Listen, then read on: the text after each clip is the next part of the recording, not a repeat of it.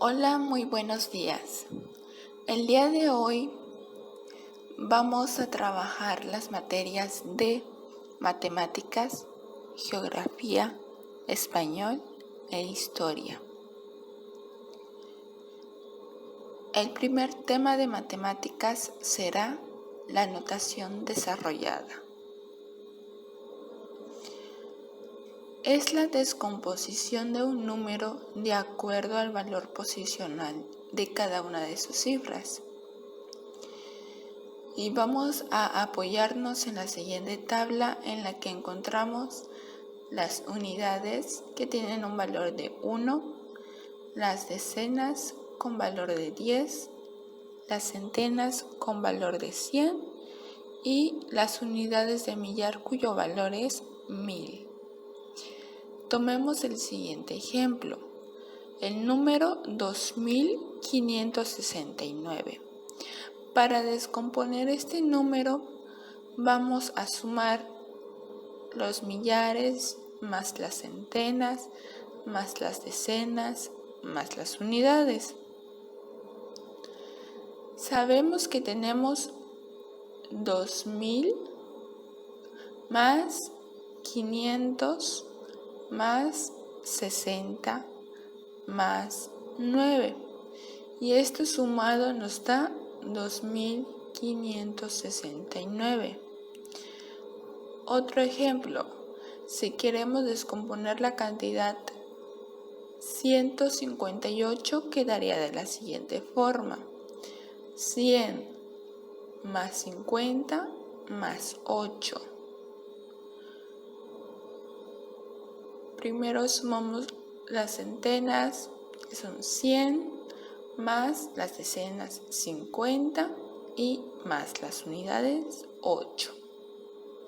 O bien si tenemos 1500, aquí tenemos una unidad de millar que sería 1000 y 5 centenas, 5 por 100, 500. No tenemos decenas ni tenemos unidades, así que solamente sumamos 1000 más 500, 1500. Ahora bien, hay otro tipo de descomposiciones de números, los cuales son la descomposición aditiva. En esta, cualquier número se puede expresar mediante una suma o una resta. Por ejemplo, si tenemos la cantidad 148, tenemos que buscar una suma o una resta que nos dé 148. En este caso tenemos 80 más 60 más 5 más 3, 148. Y si lo hacemos por partes, para comprobar quedaría 80 más 60, 140 más 5, 145, más 3, 148. También tenemos la cantidad 2525. La descomponemos de la siguiente manera: 1500 más 1000, 2500 más 25, 2525.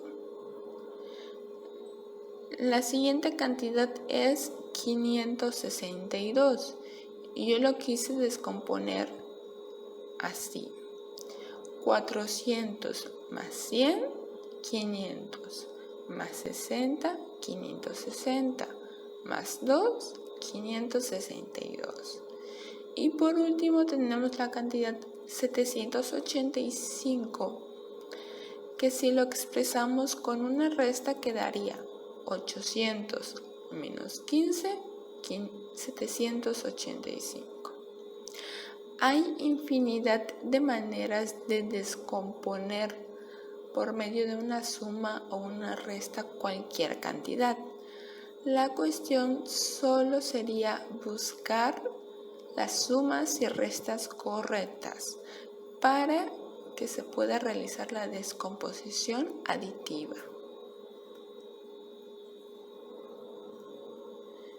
Por otro lado, también tenemos la descomposición multiplicativa. Y en esta, cualquier número se puede expresar mediante una multiplicación o una suma de multiplicaciones. Tenemos el siguiente ejemplo, 148. La descomposición multiplicativa quedaría 70 por 2 más 4 por 2. Y la desarrollamos. Recordemos que para resolver operaciones en las que hay sumas y multiplicaciones, nos basamos en la jerarquía de operaciones, que dice que primero se hacen las multiplicaciones y después se hacen las sumas o restas. De esta manera, primero multiplicamos 70 por 2, 140. 4 por 2, 8. Y después sumamos 140 más 8, 148. Muy bien, el siguiente ejemplo dice así, 2525. Podemos descomponerlo de la siguiente manera, 1000 por 2 más 250 por 2 más 5 por 5. Si multiplicamos 1000 por 2 nos da 1000. 2000. 250 por 2 nos da 500 y 5 por 5 nos da 25. Si sumamos estas tres cantidades, 2000 más 500 más 25 nos da 2525. La siguiente cantidad es 562. La descomposición quedaría así, 50 por 11 más 6 por 2. 50 por 11 da 550 y 6 por 2 nos da 12. Y sumamos 550 más 12, 562. El último ejemplo es 785 y podemos descomponerlo de la siguiente manera. Primero multiplicamos 350 por 2 más 17 por 5. Si desarrollamos las multiplicaciones nos quedaría 750 por 2, 700. 17 por 5, 85.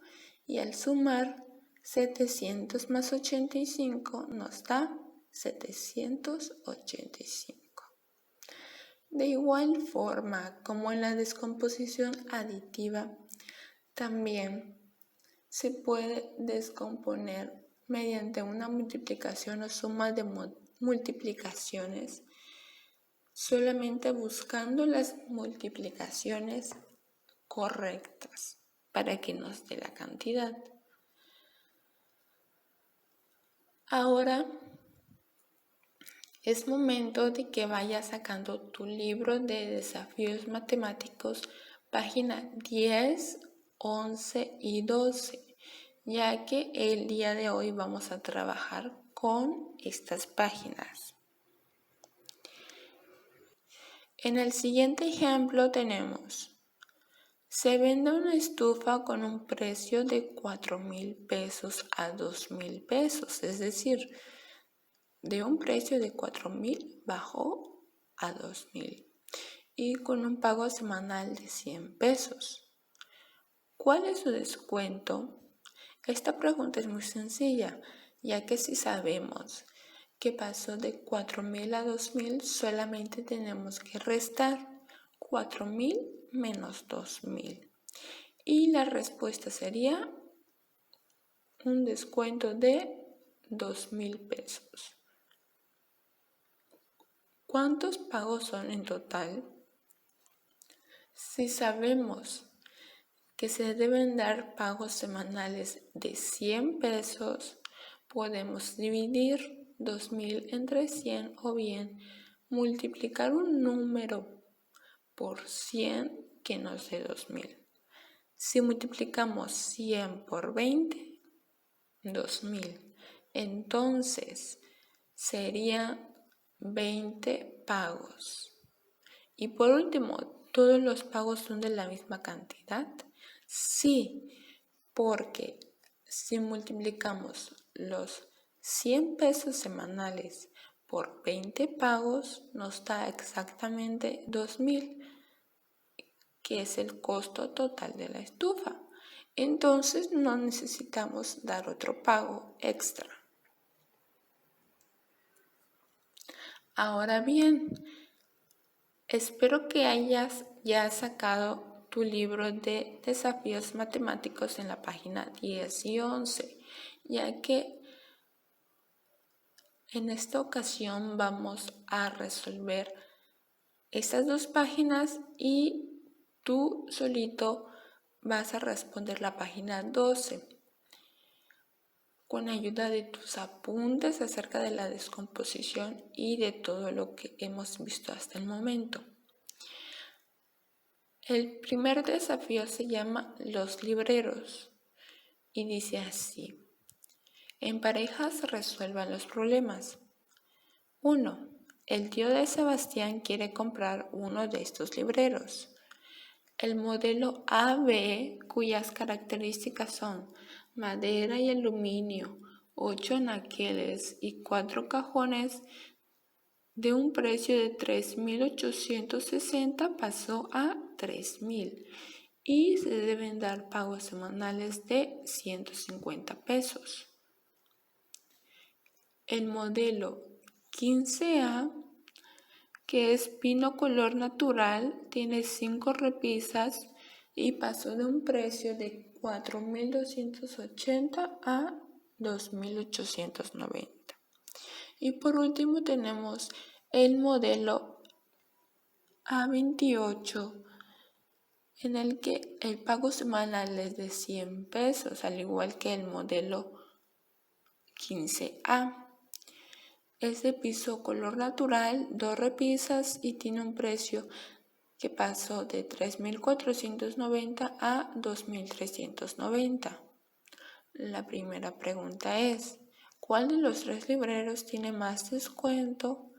Esta pregunta se puede resolver fácilmente al restar el precio original de cada mueble menos el precio final. Por ejemplo, si en el primer mueble modelo AB costó de 3.860 a 3.000, el descuento sería de 860 pesos. El modelo 15A, si restamos los 4.280 menos 2.890, el descuento fue de 1.390. Y por último, en el modelo A28, si restamos el precio original, que fue de 3.490 menos 2.390, nos da 1.100. Al ver estas 3 cantidades, nos damos cuenta que el modelo 15A tiene mayor descuento, tiene la cantidad de descuento más alta, que es 1.390. Ahora bien, en la siguiente dice así: por la información de los carteles sabemos que el costo se puede cubrir en pagos semanales. ¿Cuántos pagos semanales tendría que hacer el tío de Sebastián para comprar el librero modelo 15A? En el modelo 15A se deben dar pagos semanales de 100 pesos para cubrir la cantidad de 2.890. Aquí podemos hacer una descomposición multiplicativa combinada con una descomposición aditiva. Buscamos un número que multiplicado por 100 nos dé 2.800. En este caso sería 100 por 28, 2.800, más 90, 2.890. Esto significa que se van a dar 28 pagos de 100 pesos, porque 28 por 100 nos da 2.800. En la siguiente pregunta dice ¿de cuánto será el último pago? Como en esta cantidad nos sobra 90 y no alcanza al 100, este último pago sería de 90 pesos. Y por último, ¿con cuál de los 3 libreros tendría que hacer más pagos semanales? Obteniendo los pagos semanales por cada librero, en el primer librero, que cuesta 3.000 con pagos de 150, daría 20 pagos de 150.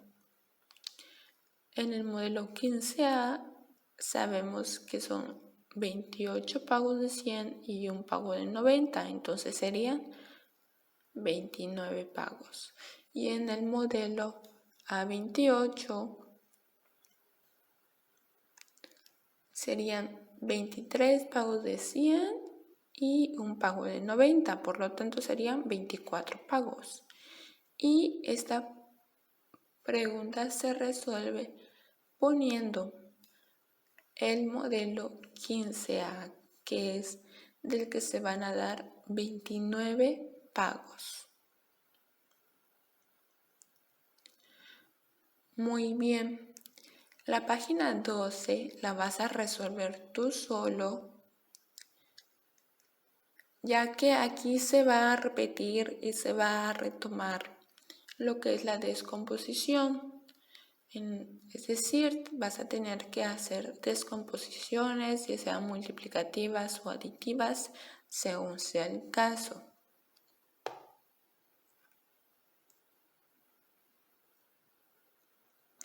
En la siguiente actividad de matemáticas, ya que hayas resuelto la página 11 y 12 de tu libro, vas a realizar esto en tu libreta. Realiza la descomposición aditiva y multiplicativa de las siguientes cantidades. Tenemos el primer ejemplo. La cantidad es 6.435. La descomposición aditiva quedaría de la siguiente manera. 6.000 más 400 más 30 más 5. ¿Por qué? Porque 6.000 más 400, 6.400 más 30, 6.430. Y más 5, 6.435. Ahora, si realizamos la descomposición multiplicativa, quedaría de la siguiente forma. 100 por 64 más 7 por 5, porque 100 por 64 nos da 6.400 y 7 por 5 nos da 35. Y si sumamos 6.400 más 35 nos da la cantidad que es 6.435. Vas a realizar las primeras descomposiciones, la aditiva y la multiplicativa en las siguientes cantidades. Recuerda que hay muchas maneras de descomponer mediante una suma y mediante una multiplicación cualquier cantidad. Solamente tienes que buscar las que sean correctas.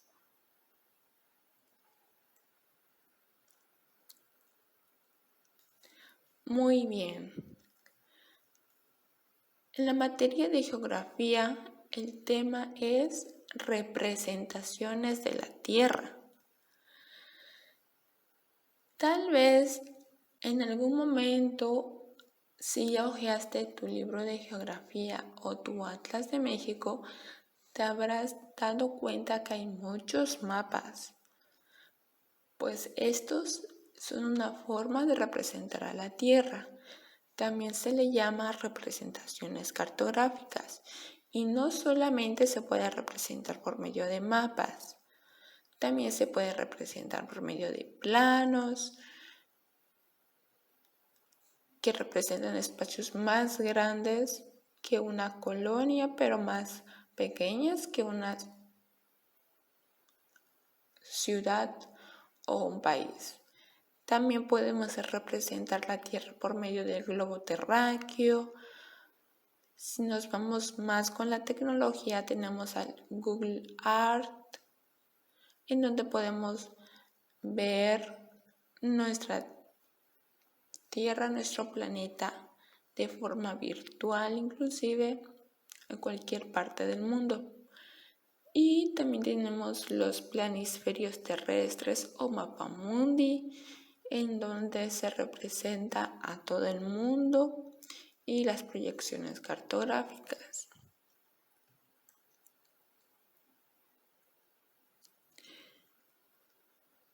Ahora, vamos a hablar del globo terráqueo.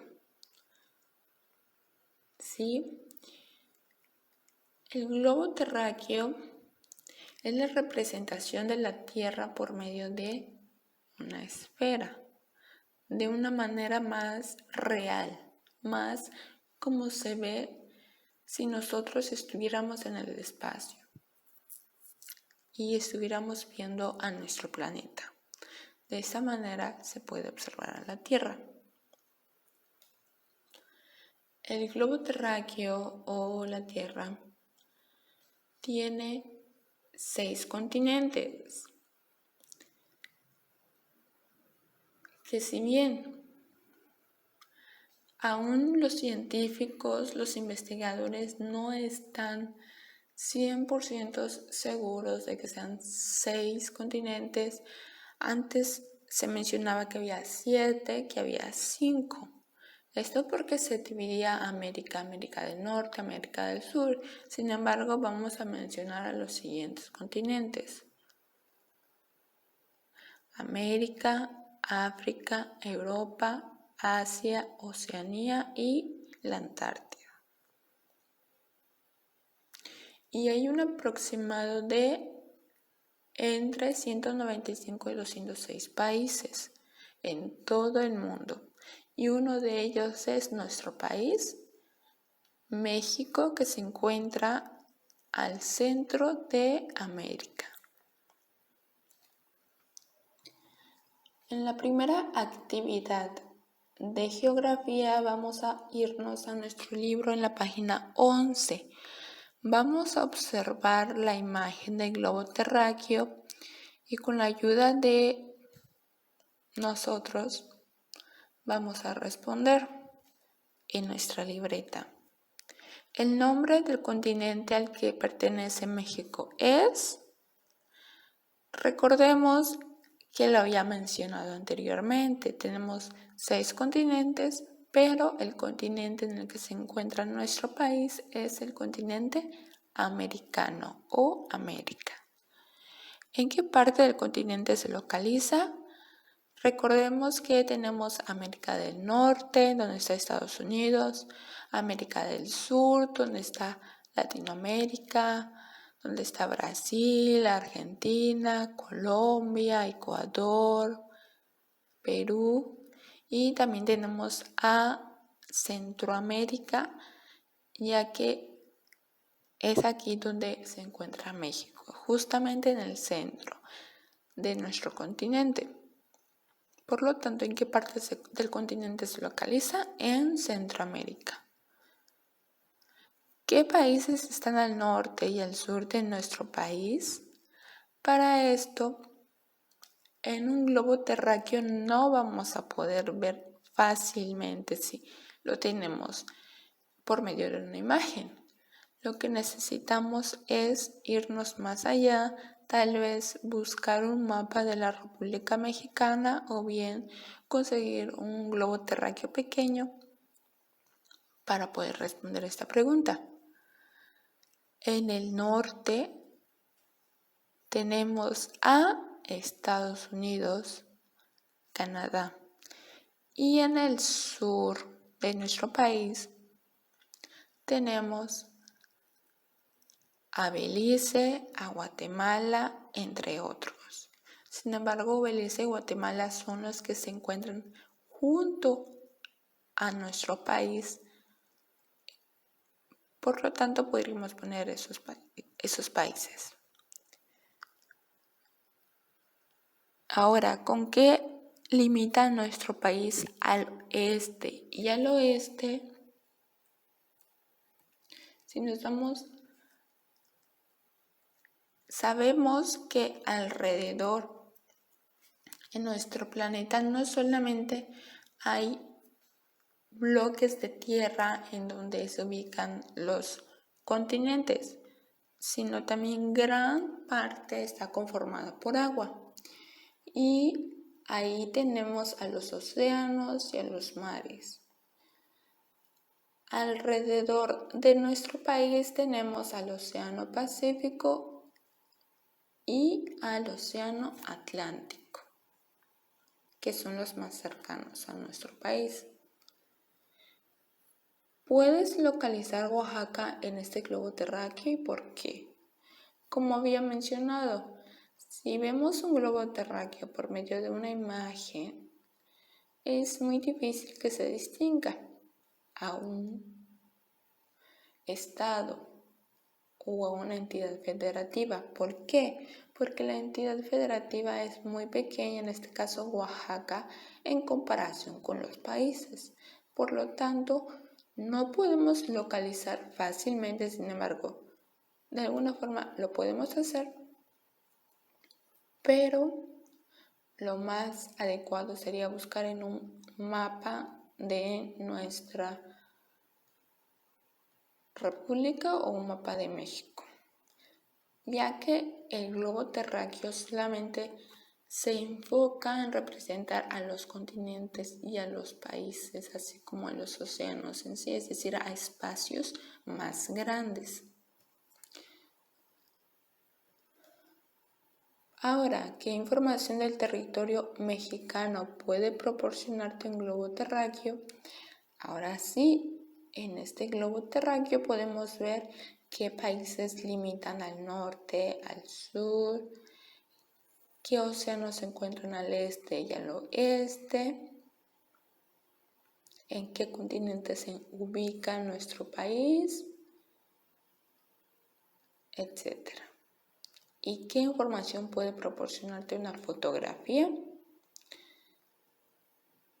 Una fotografía tal vez de la Tierra o de nuestro país con una visión más cerca, viéndola más de cerca, nos puede dar mucho más información sobre nuestro país, sobre los estados, sobre sus límites, inclusive sobre los ríos o playas que se encuentren. Es decir, una fotografía nos muestra algo más, de alguna forma más real, más cercana y más visible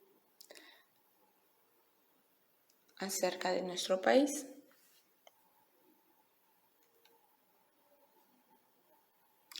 En la siguiente actividad vamos a resolver la actividad Exploremos de la página 12, en donde con un familiar identificaríamos los límites del país. Para ello vamos a ver los mapas del continente americano en las páginas 10 y 11 de nuestro Atlas de México, no del libro de geografía, del Atlas. Así como el mapa Límites de México de la página 185 de nuestro libro de geografía. Así vamos a observar cuáles son los límites que se encuentran en nuestro país y que lo dividen de otros países u océanos. Vamos a ubicar qué estados están al norte, al sur, al este y al oeste. y vamos a trazar con color azul los ríos que están en el límite entre México y los países vecinos, así como sus nombres en las líneas que se señalan. También vamos a colorear los países vecinos que se encuentran al norte, que es Estados Unidos, y al sureste, que es Belice y Guatemala.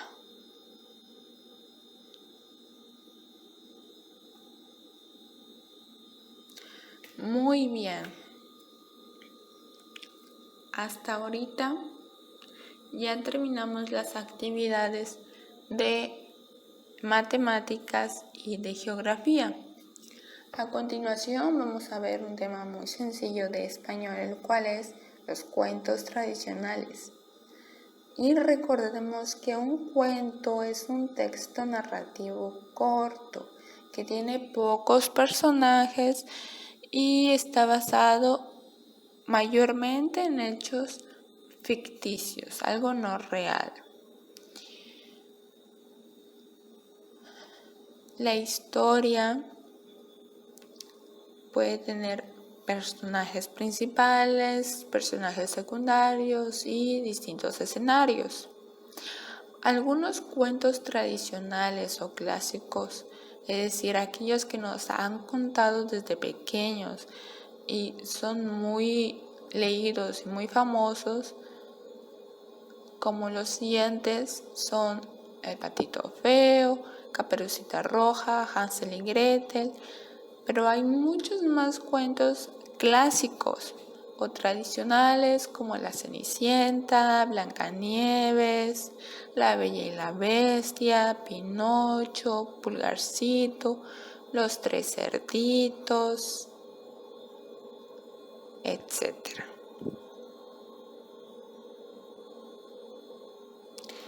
En la primera actividad de español vas a escribir en tu libreta nombres de cuentos que hayas leído, de preferencia que sean cuentos tradicionales, como Caperucita Roja o Hansel y Gretel.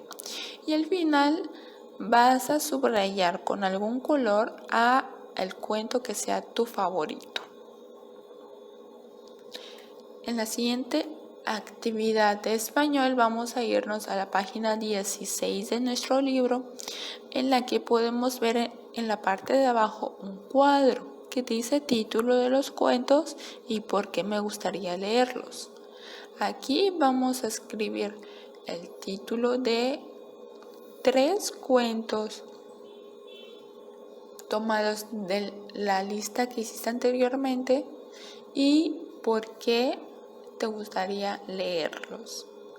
Por ejemplo, Caperucita Roja, Hansel y Gretel y Pinocho. Puedes poner otros cuentos, tal vez otros cuentos que no has leído o que ya leíste hace mucho y quieres volver a leer.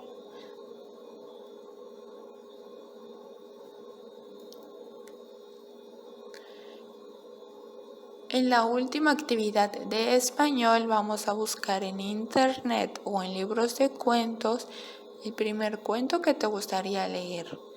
Puedes, si vas a buscarlo en internet, imprimir el cuento o bien si tienes algún libro de lecturas y en este está el cuento que quieres leer, vas a la papelería y le sacas copia. Cualquier de las dos formas es muy útil.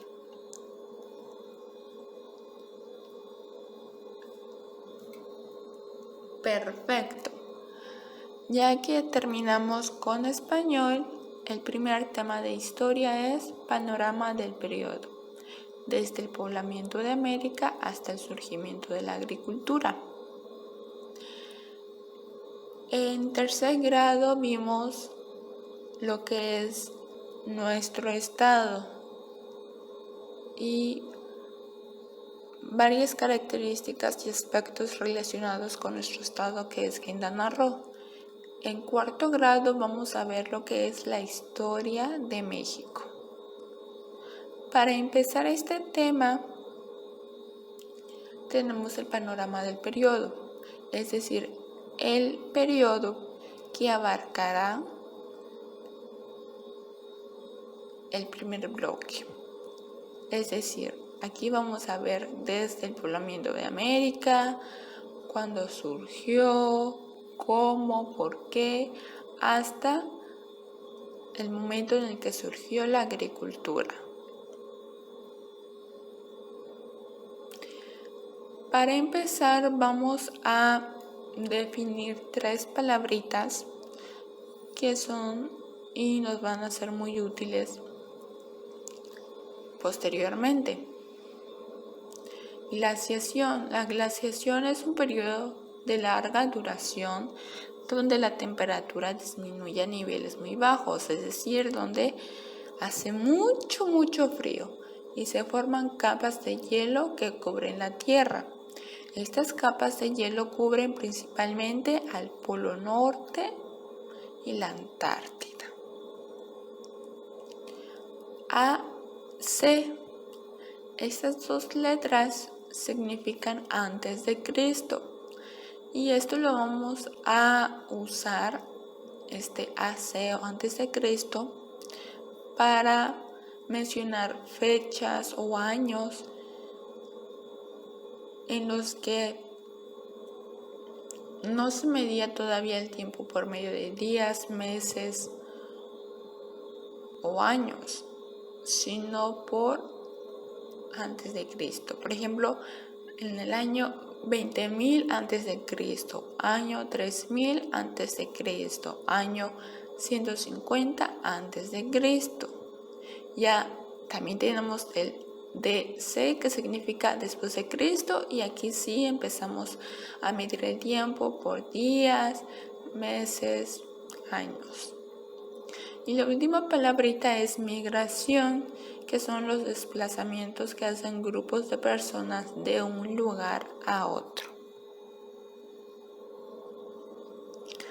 Muy bien, vamos a empezar hablando acerca del ser humano en la prehistoria. Hay muchas teorías que hablan acerca de cómo el ser humano llegó a América, o cómo se creó, se desarrolló el hombre. Muchas teorías dicen que el ser humano es el resultado de la evolución y adaptación de diversas especies y que se originó en África. Una de las teorías menciona que provenimos de una especie de monos que evolucionó físicamente y mentalmente hasta llegar a ser al ser humano actual. En la siguiente imagen podemos ver la evolución del ser humano de acuerdo a la teoría de la especie de monos, en las que tenemos al Australopithecus, al Homo habilis, el cual se caracterizaba por tener más habilidades, el Homo erectus, el cual se caracteriza porque la posición de su cuerpo al caminar es más recta, el Homo sapiens, el cual pues podemos apreciar que su estatura aumentó, que su forma de caminar es más recta, que tiene menos vello en su cuerpo.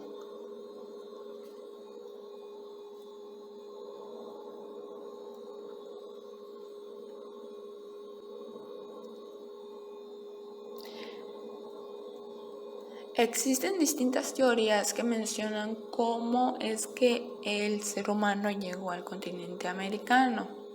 ¿Sí? A continuación vamos a mencionar algunas de ellas. La teoría asiática, que dice que el ser humano cruzó el estrecho de Bering, como podemos ver en la siguiente imagen, durante una glaciación siguiendo a sus presas para cazarlas.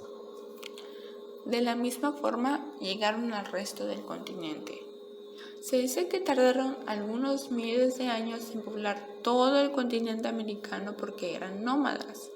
Sabemos que los nómadas son aquellos que van de un lugar a otro. En este caso, el ser humano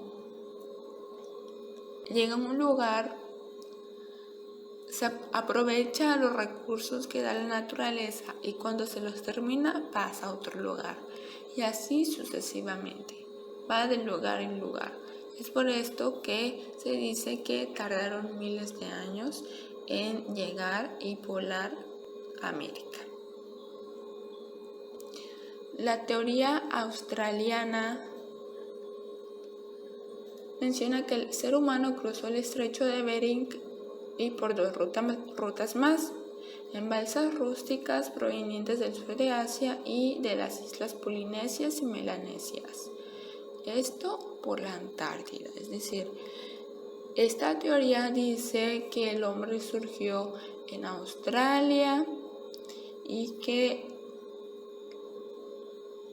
el hombre fue a América a empezar a poblar América yendo en balsas rústicas, es decir, pequeños barquitos hechos con materiales de la naturaleza como madera, pieles, pero esto partiendo desde Antártida. Ahora bien, se cree que hace aproximadamente 22.000 años llegó un grupo de nómadas en busca de alimento. Vivían en grupos de menos de 100 personas y las actividades que ellos realizaban fueron la caza, la pesca y la recolección de frutas y raíces. A partir de la recolección de frutas y raíces, nos vamos a dar cuenta cómo es que surgió la agricultura más adelante. También ya usaban el fuego y vivían en cuevas y refugios hechos por ellos mismos con materiales como ramas, árboles, madera, etc. Las herramientas y utensilios que ellos utilizaban las fabricaban con materiales como huesos, ramas, madera, piedra y algunas son las agujas hechas de huesos, las navajas, hachas, instrumentos tallados, cuerdas, redes y también que se cubrían con pieles.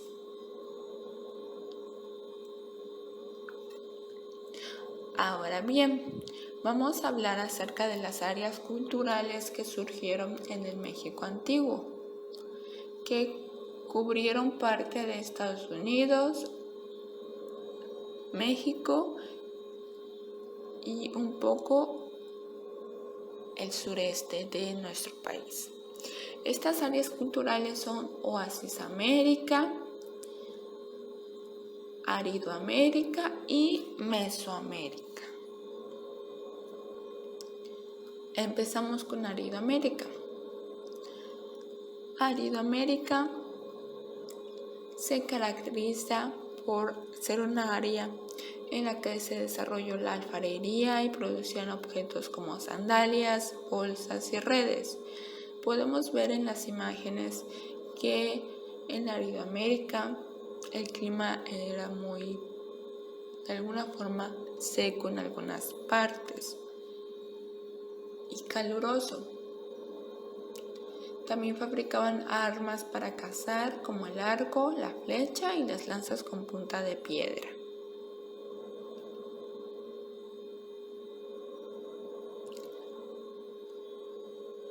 Mesoamérica es una área que se caracteriza por poseer bosques, selvas, costas y montañas.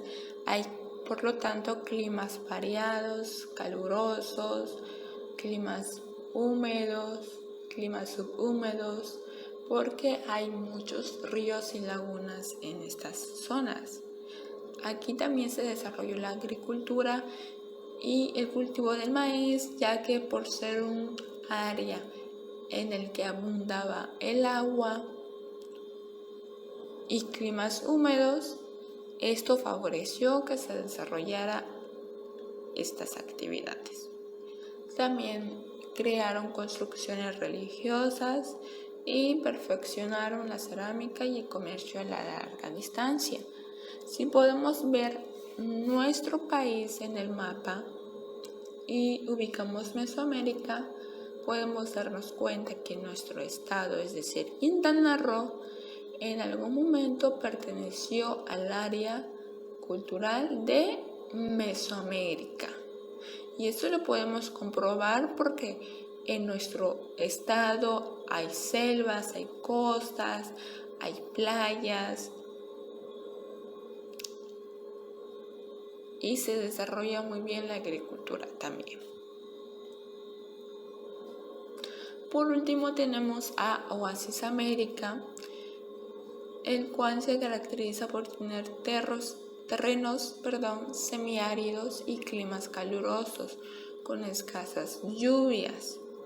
Algunos terrenos son favorables para la agricultura. ¿Por qué? Porque hay un oasis, así como podemos ver en esta imagen, donde hay agua. Por lo tanto, esto favoreció que se desarrollara de alguna manera la agricultura. En Oasis América encontramos grupos de cazadores, recolectores que después fueron sedentarios. Recordemos dos palabras: los nómadas y los sedentarios. Los nómadas son personas que van de un lugar a otro buscando recursos, buscando alimento, buscando refugio. Y los sedentarios son aquellos que se establecen en un lugar definitivo y ya no van de un lugar a otro. Es decir, se quedan en un solo lugar.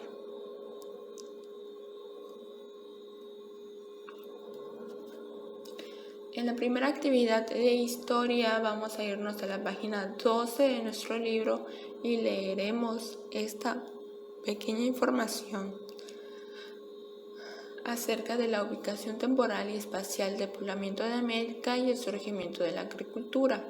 Y vamos a subrayar lo que nosotros consideramos importante o relevante. En la siguiente actividad vamos a observar la pintura rupestre localizada al inicio del bloque y vamos a tratar de responder las siguientes preguntas. ¿Cómo son las personas y los animales de la pintura? ¿Con qué recursos crees que se elaboraron las pinturas? ¿Y cómo crees que era la vida diaria de las personas que pintaron esas imágenes? Para terminar, con ayuda de la información de la página 14 y 15 de nuestro libro de historia, vamos a completar la siguiente tabla de las áreas culturales, donde vamos a escribir el territorio que abarcó cada una, es decir, qué estados o países abarcaron, el clima que encontramos en cada una, las actividades que desarrollaban las personas y un pequeño dibujo que represente a cada una de estas áreas culturales del México antiguo. Muy bien.